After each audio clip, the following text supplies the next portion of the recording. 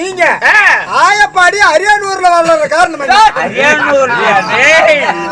ஆயப்பாடியிலே அசோகனுடைய வளர்ப்பு பிள்ளையா வளர்ந்து வடமதிலே ஜனனமாகி ஆயப்பாடியில் வளர வேண்டிய அவசியம் என்ன? அப்பமா வளர்க்க முடியாது தத்து கொடுத்துட்டாங்களா? அப்படியே கூட இருந்திருக்கலாம். எப்படிங்க நான் துஷ்சர சிச பரிமாணம் செய்யப்படுறேன்டா. இந்த உலகத்துக்கு யாரு அழிவை தேடி வைக்கிறானோ அவனை அழிக்க பிறந்தவன் நான் அறிநாராயணன். தாயாருடன் பிறந்த தாய் மாமனாகிய கஞ்சனம்ச ராஜாக்களை மடிப்பதற்கு நான் பிறந்தது ஒரு இடம், வளர்ந்தது ஒரு இடம்.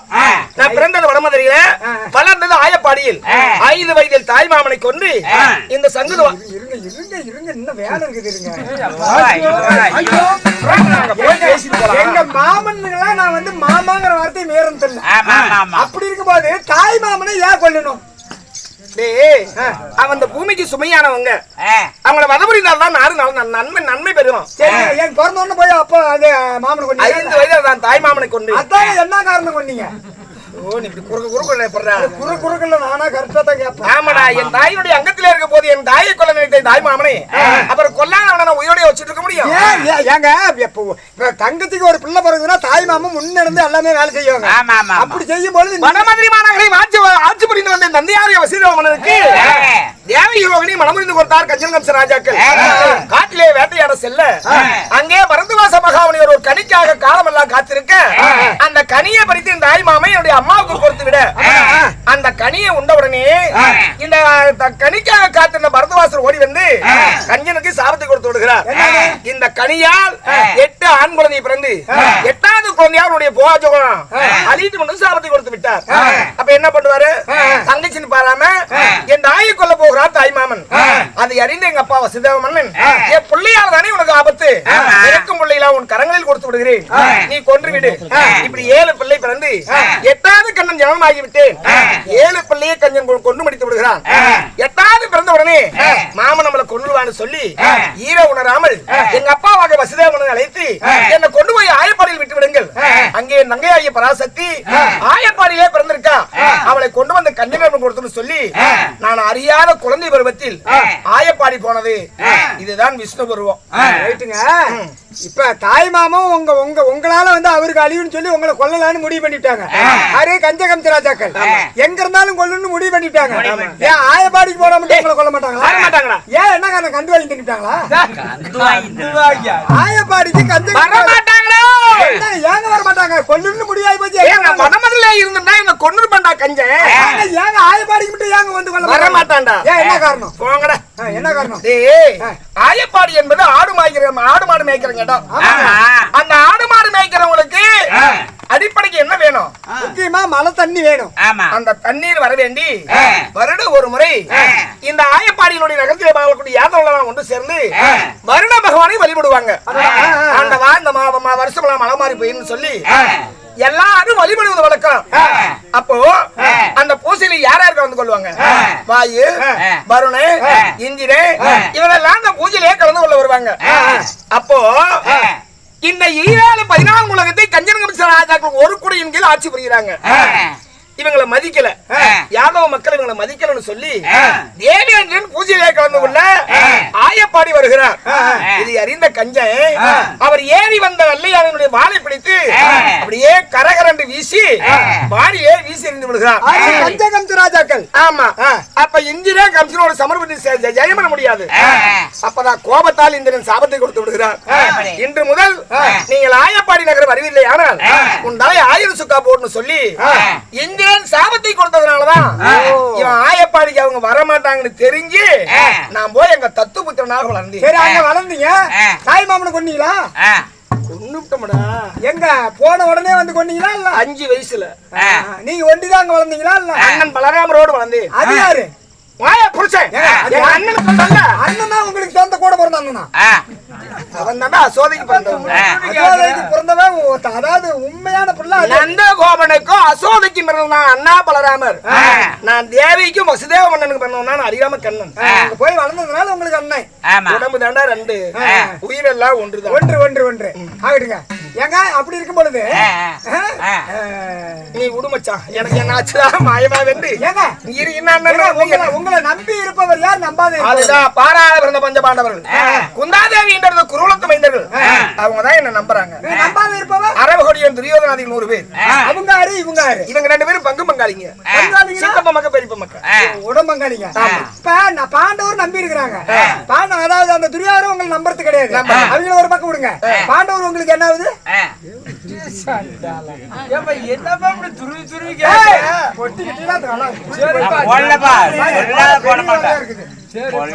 பாண்டவரும் உங்களுக்கு என்ன ஆகுது என்ன மண்ட கோளாரி பாண்டவர் எனக்கு அத்தை மக்கள் ஆகுதுரா அத்தை மக்கள்னா பெரியப்பார் முறை சித்தப்பார் முறை அத்தை எல்லாம் இருக்கிறாங்க உங்களுக்கு எந்த முறையில என்னை ஈண்டெடுத்த வசுதேவ மன்னனும் பாண்டவரை ஈண்டெடுத்த குந்தாதேவியும் சூரசேன மன்னனுக்கு பிறந்தவங்க அவங்க ஒரு வகுத்து புள்ள என்ன ஆகுது சொந்த அத்தோடி பசங்க ஏங்க அவங்க நம்பி இருக்கிறாங்கிறீங்க அவங்கள மட்டும் அப்படி பாதுகாக்கிறேங்கிறீங்க ஏன் அந்த துரியோதனனை பாதுகாக்க வேண்டியதானே இவங்களை மட்டும் என்ன உங்களை பாதுகாக்க இது இல்ல அது இல்லப்பா நான் அப்புறம் பின்னாடி இதுக்கெல்லாம் காரணம் சொல்றேன் எனக்கு தெரியுங்க துவாபர யுகத்தை அழிக்க பிறந்தவன் தான் கண்ணன் என் கையில ஆயுதம் எடுக்காம என் திரும்பியில இருந்த ஒரு துளி ரசம் கீழே சிந்தாமல் இந்த மகாபாரத்தை நிறைவு செய்யணும்னு சொல்லி பூமியினுடைய சுமை தீர்க்க சொல்லி பூமாதேவியோட சத்தியம் பண்ணிருக்கேன் நீ வாடானா நான் வாடான்னு சொன்னாதான் சண்டை ஆனா நீ என்ன வாடானா நான் சிரிச்சுக்கிட்டே தான் இருப்பேன் உன்னை சரி கட்டி போடுவேன் இதை சரி கட்டுறதுக்கு யார் வேணும் வேணும் அதுக்குதான் ஐவர் கொஞ்சம் பாண்டவர்களை ஜனனமாக வைத்து விதை போட்டவன் கண்ணை தண்ணி ஊத்திட்டு இருக்கிறவன் ஜகுனி ஆமா இந்த ஆண்ட பாண்டவருக்கும் துரியோதனாவுக்கு பகையை உருவாக்கி இவங்களை கொண்டு போய் அந்திகாலம் சேர்த்துறதா அரிராமனுடைய கண்ணனுடைய வேலை துவாபர யுகம் இப்ப அந்த பூமாதேவி கிட்ட பூமி பாப்ப தேய்க்கிறன்னு சபதம் போட்டீங்க அதுக்காக இருக்க ஒரு நிமிஷம் இருங்க பாண்டவர் 5 பேர்த்த பிறக்க வச்சிட்டீங்க அவங்க பக்கம் நீங்க இருக்கிறீங்க துரியோதன பிறக்க வச்சீங்க அவங்க 100 பேர் அவங்க பக்கம் ஜகனி இருக்கிறாரு நீங்க 105 பேர்த்தையும் சண்டை பண்ணி வச்சுட்டேங்கிறீங்க சண்டை பண்றாங்க 105 பேரும் சாவறாங்க இந்த 105 பேர் செத்தா மட்டும் இந்த பூமி பாரம் தீர்ந்து போயிரும் மகாபாரத்தில் அதாவது 18 அக்கரோடி ஜேனை மடியும் அந்த ஜேனை மடிஞ்சா ஓரளவுக்கு பூமியுடைய சுமையே தீர்ந்து போயிடும் அந்த அக்கரகோடி சேனைலாம் யாரு இருக்குது பாண்டவருக்கு 7 அக்கரோடி ஜேனை துரியோதன 11 அக்கரோடி ஜேனை அங்க அஸ்தாபுரத்தில் தான் இருக்கு அங்கதான் இருக்குது இவங்க பக்கம் 7 அங்க பக்கம் 11 ஒரு அக்கரகோடி சேனைனா எவ்வளவு எண்ணிக்கையில் சேரும் 3481 ஏதே காலையில காசு தருவாங்க என்பது கணக்கில் அடங்காததுரா ஒரு கணக்கு குறும்பாட்டு ரோமத்தை வெட்டி ஒரு யோஜனை காதமலை தூரத்துக்கு குழிய வெட்டி அந்த ரோமத்தை உள்ள நிரப்பி அதை வெளியே எடுத்து எண்ணினா அது எவ்வளவு இருக்கோ அதான் ஒரு அக்ரோனி இதுதான் சொன்னாங்க பெரியவங்க அக்ரோனி என்பது கணக்கில் அடங்காதது எண்ணிக்கையில் அடங்காததுதான் சேனை அந்த மாதிரி 18 அக்ரோனி சேனை இருக்கு அப்ப என்ன இதெல்லாம் செத்தா என்ன ஆகும் அதெல்லாம் செத்தா கொஞ்சம் பூமி பாருங்க இதுதான் துவாபர யுகத்தினுடைய மகிமை சரிங்க இப்ப பாண்டவர் உங்க அத்தூடி பசங்க எங்க இருக்காங்க இந்திரபுரத்துல இருக்காங்க இந்திரன் கட்டிட்டு இருக்காங்களா ஆமா இந்திரன் கட்டுற வேலை பாலாயிட்டு இருந்தாங்கிறவங்களுக்கு முடி தாங்கிறவங்களும் இப்ப பாட போட்டுக்கிட்டா